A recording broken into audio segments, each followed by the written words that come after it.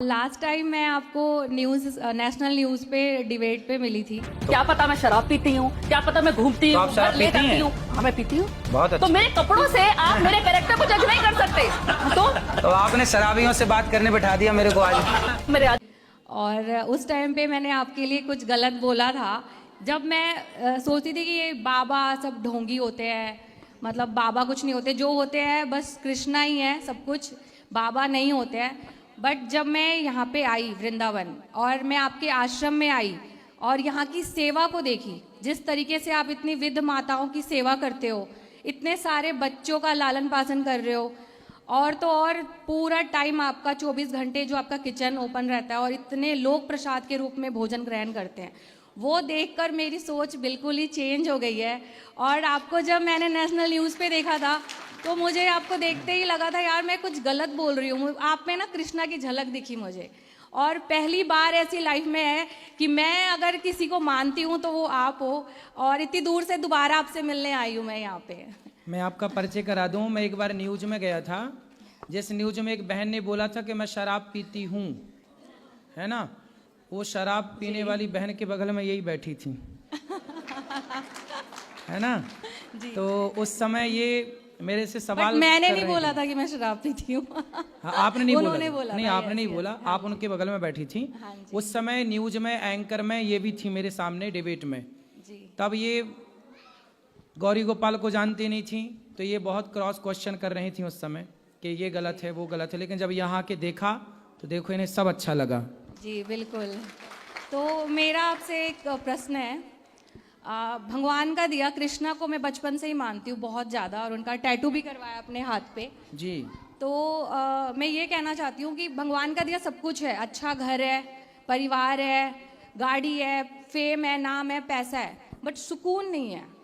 तो ये सुकून कैसे मिलेगा? जब मैं कृष्णा से जुड़ती हूँ तो मुझे सुकून मिलता है, बट इतना ज़्यादा अपने काम में बिजी रहती हूँ कि मुझे टाइम ही नहीं मिल पाता कि मैं उनसे जुड़ पाऊँ।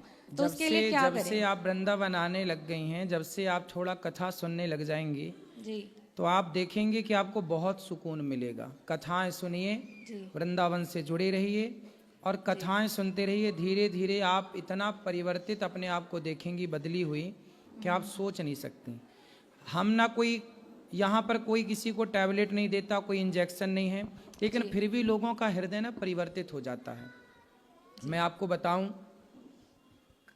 कल की एक बात, 3 भाई हैं, तीनों भाई आपस में बात नहीं करते थे। 3 देवरानी जेठानी, 3 भाई की 3 पत्नियां।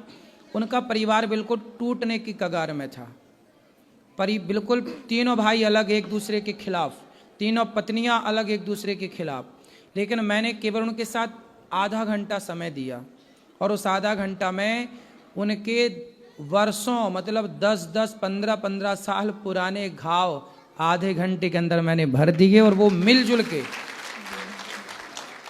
इसी कथा में वो एंजॉय कर रहे हैं। पूरा परिवार अब साथ में घूम रहे हैं, तीनों जेठानी देवरानियां, तीनों भाई सगे। बाप खुश, माँ रोती रोती आई मेरे पास, महाराज जी मेरा बेटा जा रहा है, नहीं सुन रहा है, लेकिन कथा के प्रभाव से केवल आधे घंटे मैंने बात की उनसे।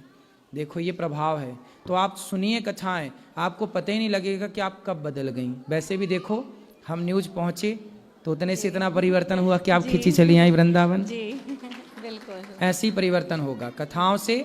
आज की युवा पीढ़ी सत्संग से हट गई, इसलिए डिप्रेशन में चली गई। काश सत्संग से जुड़ी रहती तो वो ऊंचाई तो पाती। आप कामयाबी तो पाए, कामयाबी पाने के लिए मना ही नहीं है, लेकिन कामयाबी पाकर भी सुकून जो आप कह रही हैं, वो सुकून तब आएगा जब पूर्ण रूप से भगवान के चरणों में समर्पण होगा, सत्संग होगा, आत्मज्ञान। क्या होता है ना कि सामने कमरा तो है, सामने व्यवस्थाएं हैं, पर लाइट नहीं है, लाइट नहीं, लाइट अंधकार है। अंधकार होने से हमें दिखाई कुछ नहीं, है सब कुछ पर दिखाई नहीं पड़ रहा है। उसी तरह जीवन में अज्ञान का अंधकार छाया रहता है, इसलिए सब कुछ होते हुए भी वो सुकून नजर नहीं आता, शांति। जिस दिन ज्ञान की रोशनी आएगी ना तो सुकून सामने नजर आएगा, अच्छा यहाँ सुकून है, यहाँ आनंद है। अब तो वैसे भी वृंदावन हर महीने आऊंगी, क्योंकि आप में कृष्णा को जो देखा है, तो हर महीने आपको देखना तो जरूर आऊंगी। खुश रहिए, राधे कृष्णा। सुखी रहिए।